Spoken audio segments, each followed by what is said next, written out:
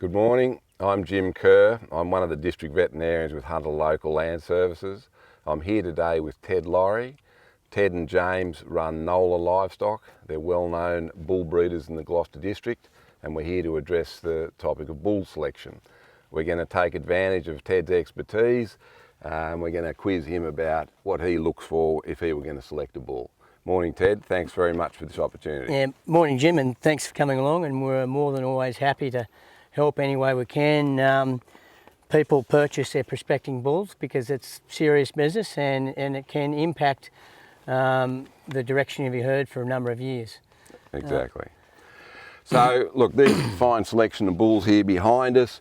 Ted, if you were going to go about buying a bull, where would you start? Well, the first thing I do is probably at home is do your homework. You know, work out the parameters you're looking for, whether you're looking for a bull that to put with your heifers, so low birth, or maybe it's a bull that you want to just produce kilos of meat. And so you look at those things, and so you do your homework at home. You do some of the other basic things too. Check that they've had a veterinary check and they've had their appropriate herd health needles. And so that'd be the first thing I'd start with. Righto, so in summary then, rather than just turning up on the day to an auction where you get carried away, you like to look for a particular bull, there's a lot of information that's provided by the studs and you're mad not to take advantage of that. Do a bit of homework and actually create a short list of bulls that have the traits that you're particularly looking for before you turn up at the sale. Is that right? That's exactly right. And also look at your environment and the markets you're trying to target, and then try and narrow it down. Well, these are the traits that I'm looking for that are really important. And I think today we were going to focus a little bit more on birth weight. And so if we're going to focus on birth weight, because it's a topical thing this year, a lot of people joining heifers, Jim, and a lot of people buying heifers or keeping more of their own heifers. So if we use birth weight as an example, look for bulls that are lower than breed average for birth weight. And I think also look at the other traits, but if that's something really important, so have a good look at them. That's right, and actually this is an important issue for a lot of our clients here in the Hunter Valley. We have quite a few landowners here who actually are not permanent residents. They might have invested in a property here.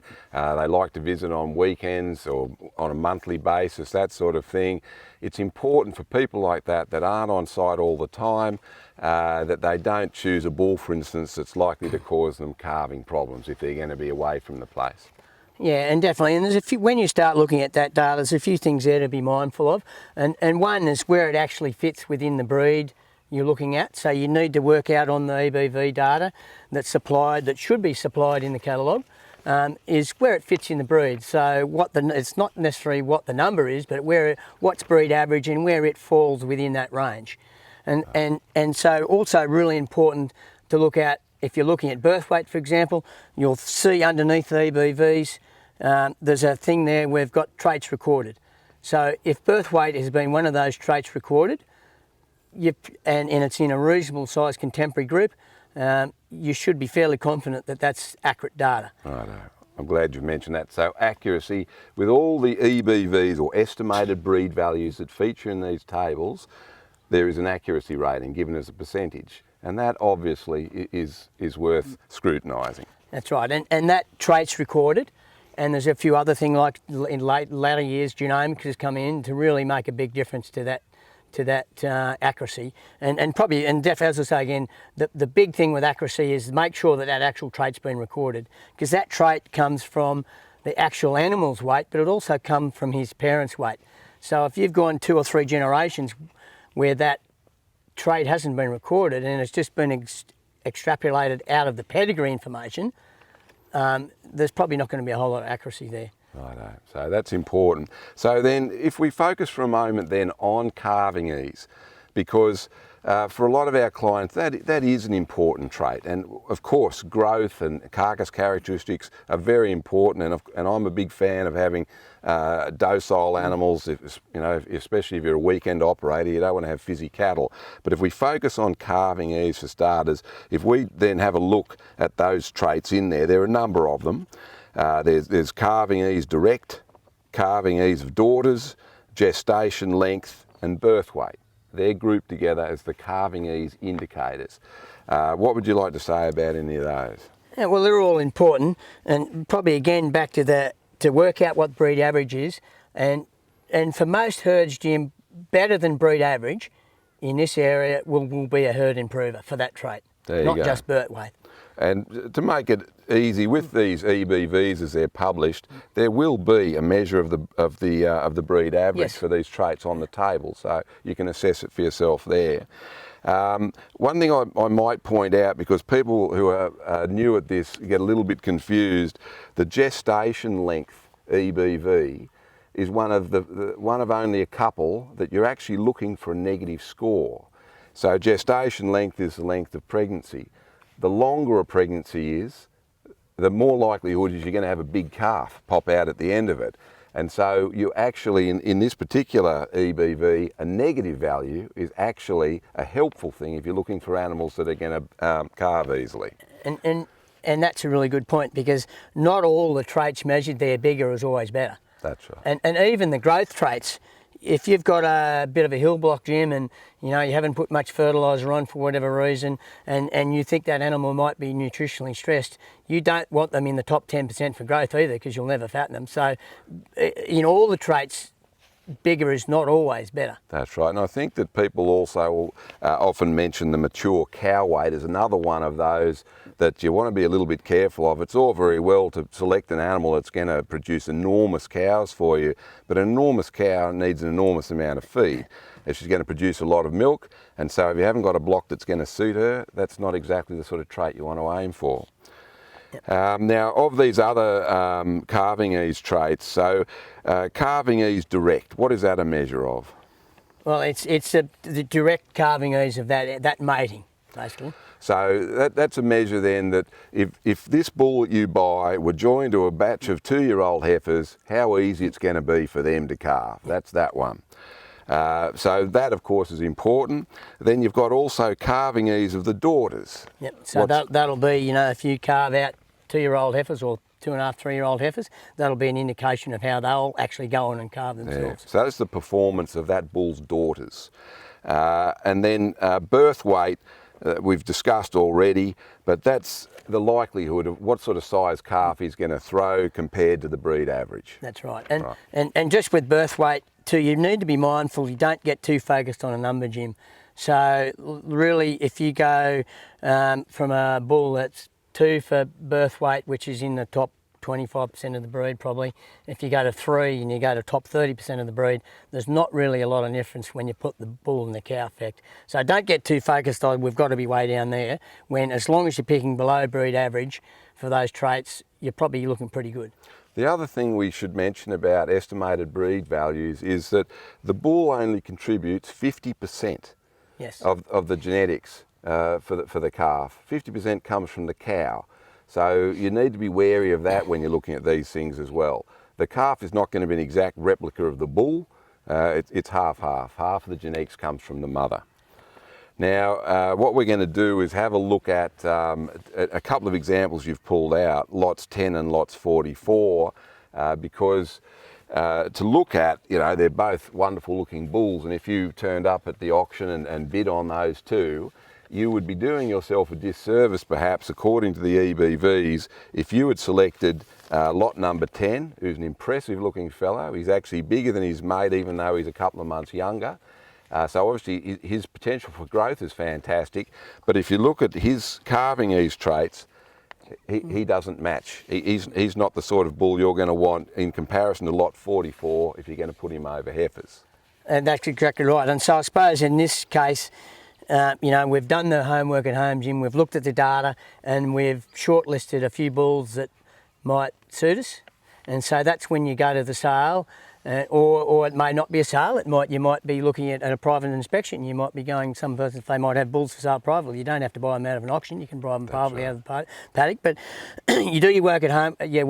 You look at the data that's been supplied, and then that's when you go to the physical part of the selection process, and that's the time when you actually should look at the bull. So at home, you've shortlisted your group of bulls, and I probably should have mentioned before too that you probably need to have an A and a B list. Don't go to looking if you've got 10 bulls in the yard.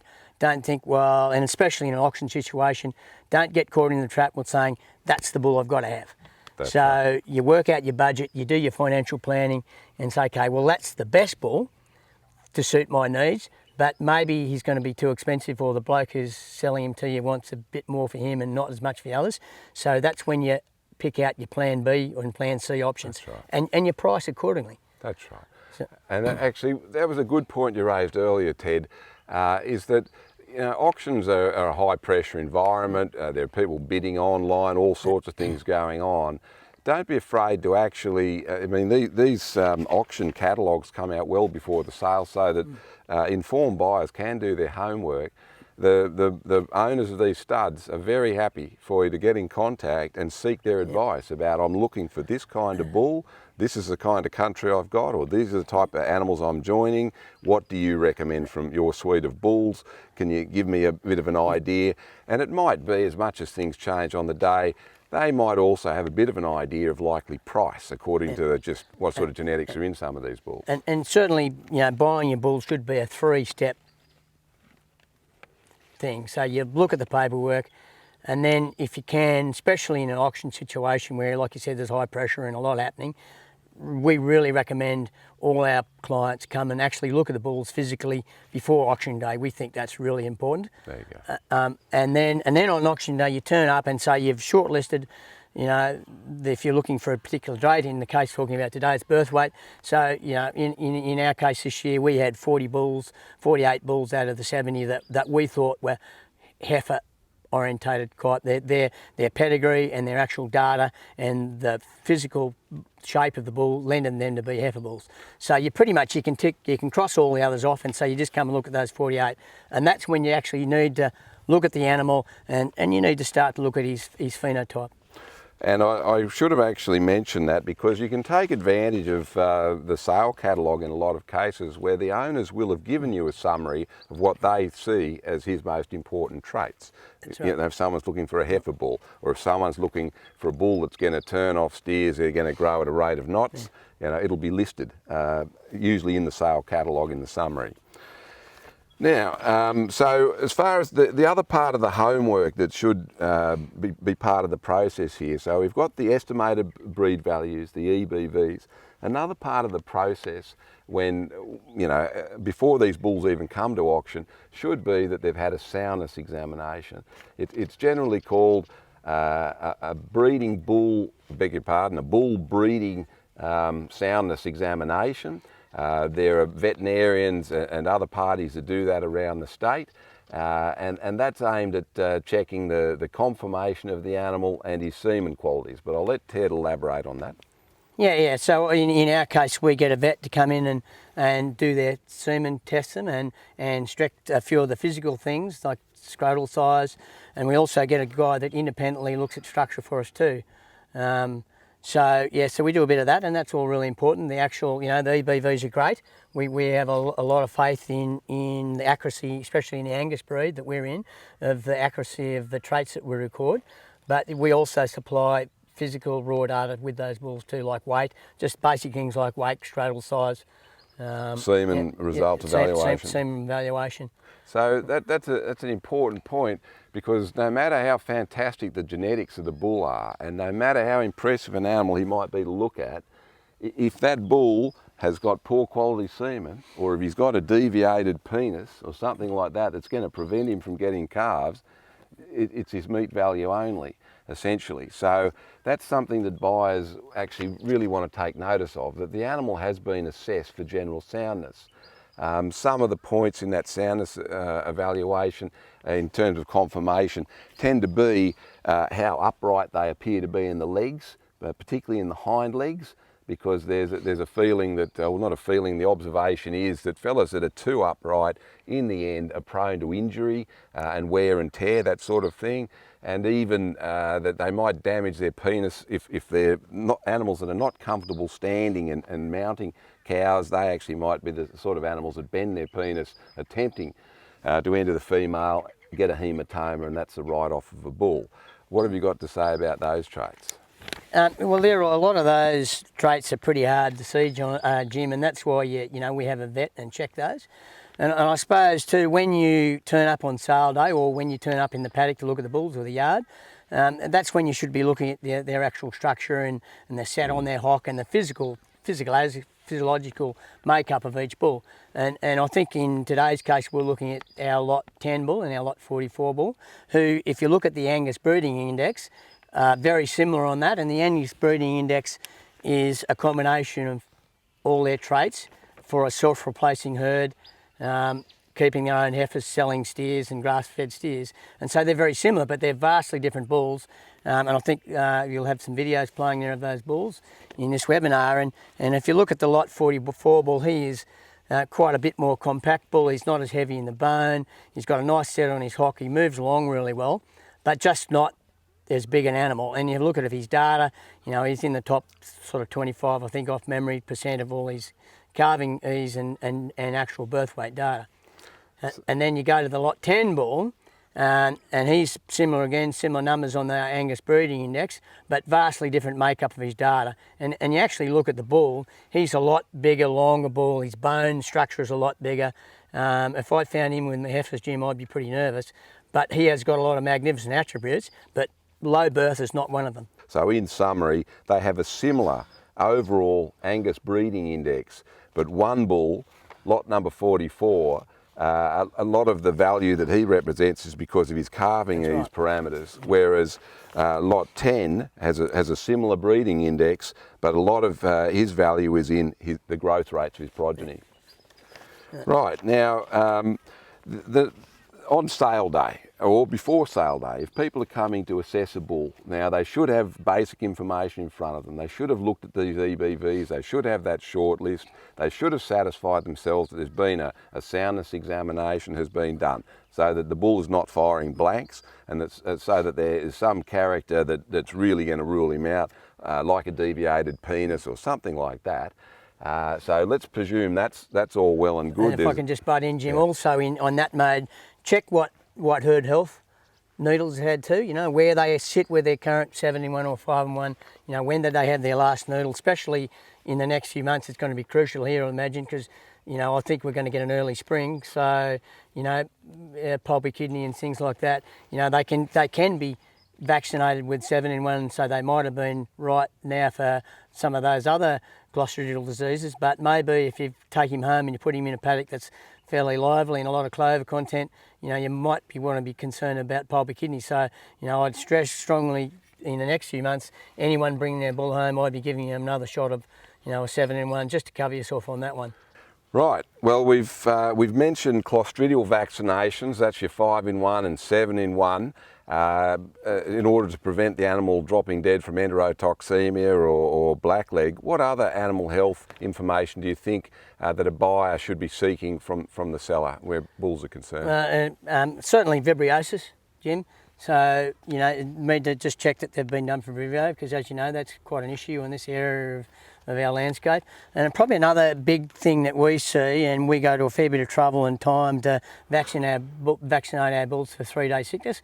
So make sure if they've been done for 3 days that they get their annual booster, because there's nothing more disappointing for us than that we go to that trouble to do that vaccination, and then people don't give them their annual booster when they get him home. And then they get sick and they lose a bull, and we hear that story a fair bit, more than you think actually. People don't give them that annual booster.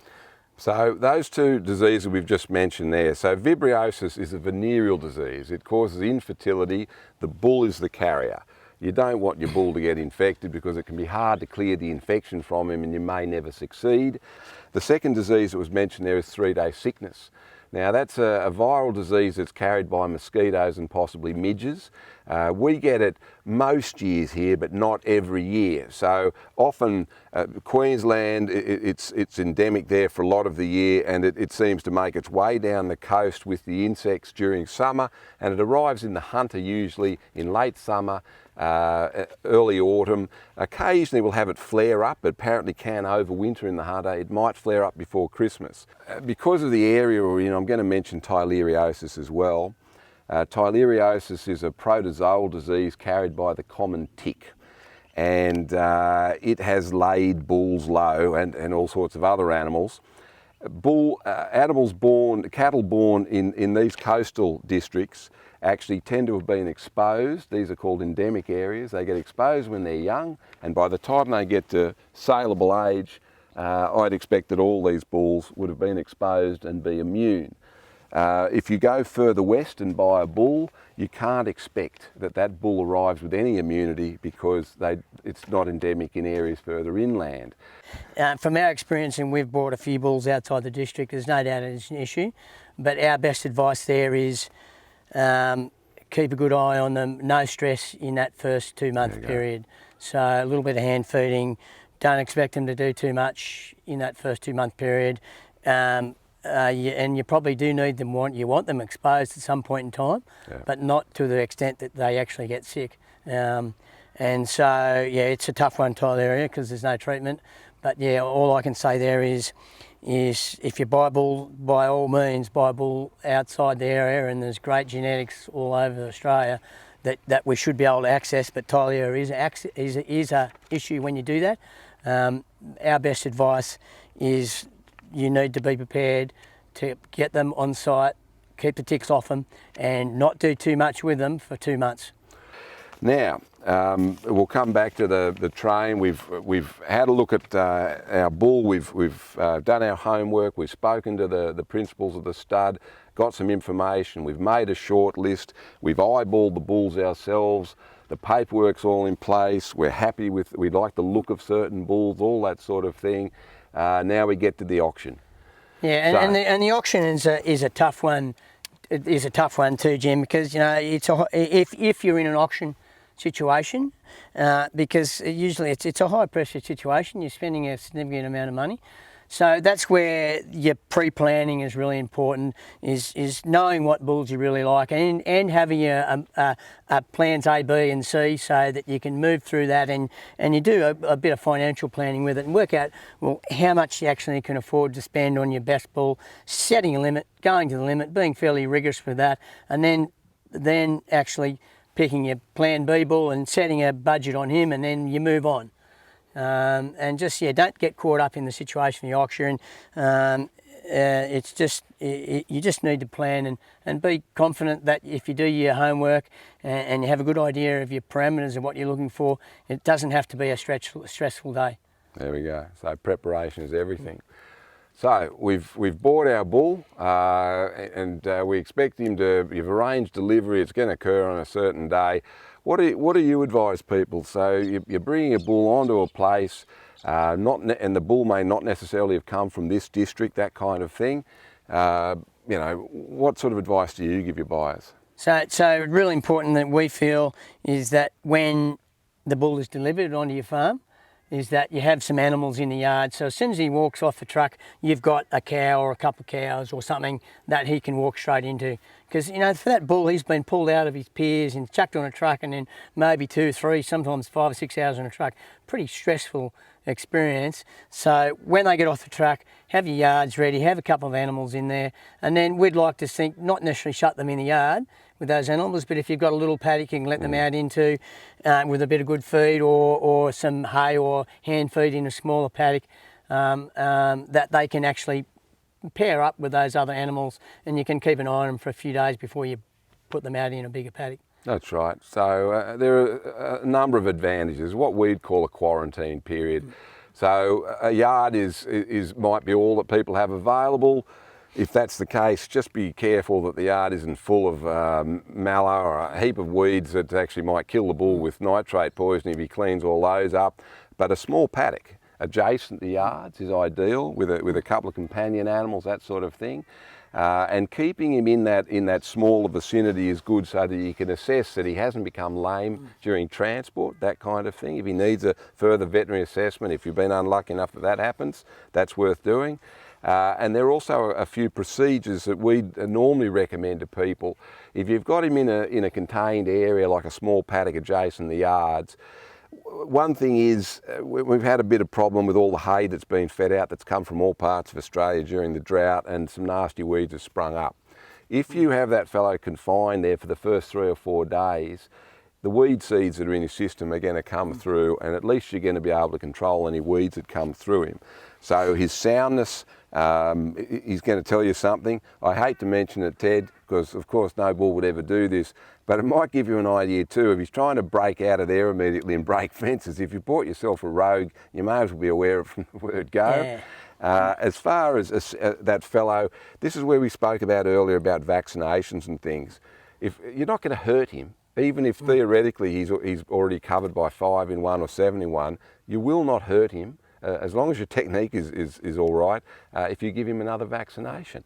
To me it makes sense because you don't want him falling over dead with something that's completely preventable. And as we mentioned earlier, I think a drench is probably a wise precaution. Because we mentioned Tyleria, and although I earlier said that I prefer oral drenches for worms, I got to admit that I do like a pour on as part of the protocol when they arrive, just to slow the especially if you're buying in those high risk months like spring, just the quantity of ticks otherwise that are going to be on that fellow from the word go if you're unlucky. That's part of the protocol. Is there anything else you can think of there? Probably you need to get an NVD, Jim, and that's more your expertise, and maybe you need to just check on who actually transfer them off your database, the bull breeder's database onto the owner's database. You know, in most cases in an auction situation it's agents, but if you're just buying out of the paddock, well, that's certainly not the case if there's no agent involved, so some party has to do that. Fantastic point. So the bull should come to you with an NVD. There has to be some paperwork or it's illegal to move him. And according to the terms of your compulsory farm biosecurity plan, you should be seeking an NVD, a National Vendor Declaration, for any cattle, any livestock in fact, that come onto your property. As far as the NLIS database, the bull must come with an NLIS ear tag in his ear, the details of which is the responsibility of the buyer to transfer on the database. Now, it may be that will be done for you by the vendor, you know, if an agent's involved, but that's something you need to sort out because ultimately it's your responsibility. The other thing that probably I should mention, because we've seen so many deaths with nitrate poisoning where people are feeding hay, is that if an animal comes to you hungry, and let's say he's a bull that's genuinely been just paddock fed and he's not used to feeds that actually have a high nitrate content, diabolical thing to actually then sling him a big bale of something fantastic and you kill him with it. So nitrates, you know, the hays that are most often responsible for it would be oats and sorghum, followed by millet. Just be wary of it. For feeding that animal, if you've got a small paddock you can graze in, that's ideal. Pasture is going to be safer, mild pasture like that. But if you're going to feed him hay, it's a good thing to have some moderate quality hay that you can fill him up on, because that'll be the final bit of advice, is then before you turn him right out, you don't want him to go out hungry, because he may not have any idea about the poisonous plants in your area. He may have come from a different area entirely, and he won't have any what they call nutritional wisdom, and a hungry animal can be pretty indiscriminate in what he eats. That'd be a diabolical thing to knock him over the day you let him out. And probably, you know, sort of looking to wrap it up a bit, Jim, I think probably after you take your delivery of your bull, if you have an issue, we feel that the person you bought the animal off should be your first point of call. Yeah. So the bloke who, if they've got an issue, and then if that breeder says, oh, for whatever reason, oh, I'm not sure I can handle that, that's when you involve your local vet or yourself, your district veterinarian. Gotcha. So, but we'd like to think that if anyone bought a bull off us and they have an issue, we're the first ones to know about it. Beauty. Because, you know, we feel like we certainly don't take the line, and no self-respecting bull breeder should take the line that once they've sold, they wash their hands. It's certainly, you know, that we still have a strong interest in the welfare of all our bulls we sell and any animals we sell. So we like to hear the good stories too, don't worry, but we also think it's really important that we hear about the things that are maybe not going as they hoped, and then we can give them advice, whether it's a nutritional thing or it's a veterinarian type situation. Fantastic. Thank you very much, Ted. Thanks very much for this. So, and probably just, if I can wrap up, Jim, from my perspective, buying your bull is, as I started with, is a very important part of any grazing operation, any beef production area. It should, you know, you should look to enjoy it, because You do your homework, you buy it out of the paddock, you buy it out of an auction, it doesn't really matter. Do your homework. It should be something that you look forward to because it infects your herd. It's like somewhere you can really drive your profitability if you make the right decisions. And so it's worth spending the time on to do it right. Fantastic. Well, thank you very much again, Ted. Cheers. Thanks for coming on. Thank you.